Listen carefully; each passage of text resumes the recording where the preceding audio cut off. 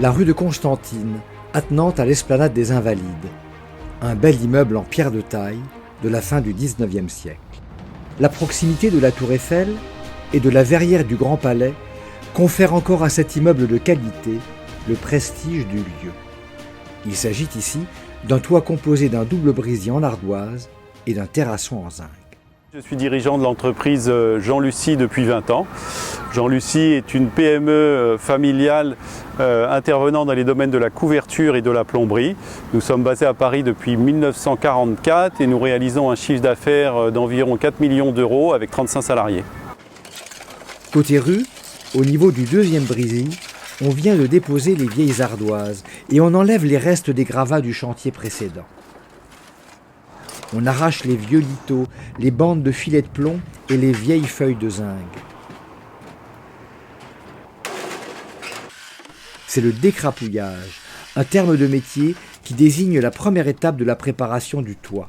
Le zinc sera plié en paquets, descendu au treuil et recyclé. Le projet de départ était simple, il s'agissait de la réfection totale de la couverture à l'identique en essayant d'améliorer très largement l'isolation de la couverture puisqu'il n'y avait que des morceaux de laine de verre posés dans les combles. Il s'agissait de refaire la couverture sans intervenir dans les appartements, sans faire de dégâts et surtout sans rehausser de trop la couverture. Donc sur ce chantier de la rue de Constantine, nous avons choisi de poser sur les terrassons du tri-iso toiture et dans les brésis, surtout au niveau des lucarnes, nous avons choisi du tri-iso Super 12 pour une question d'épaisseur pour éviter de noyer les lucarnes.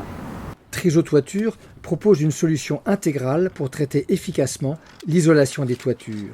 Tri-iso Toiture associe un isolant réflecteur alvéolaire souple perspirant de sous-toiture avec écran HPV et un isolant permettant de traiter efficacement l'étanchéité à l'air côté froid et à la vapeur côté chaud.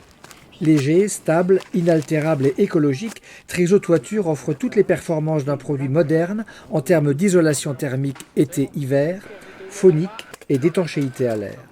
Avec la pose de la seconde couche, l'isolation de ce toit répond aux obligations d'économie d'énergie et assure un bon confort thermique aux habitants.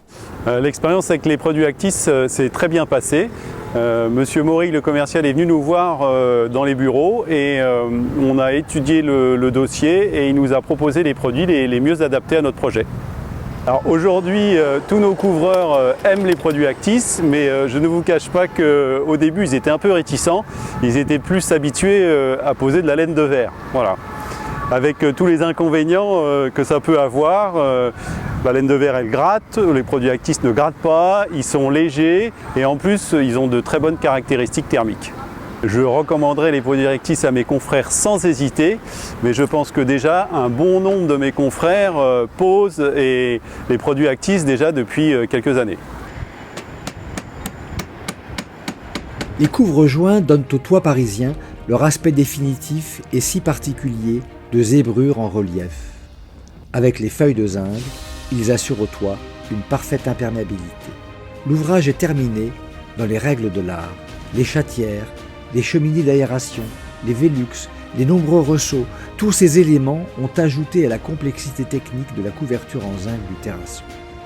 Du côté de l'esplanade des Invalides, le double brésis en ardoise séparé par un membron et la succession régulière des lucarnes aux jouets habillés de zinc rajoutent à la majesté de la façade. À l'angle de l'immeuble, les averses, aussi puissantes soient-elles, viendront se briser sur le pan de toit à double arrêtier, mais sans y pénétrer.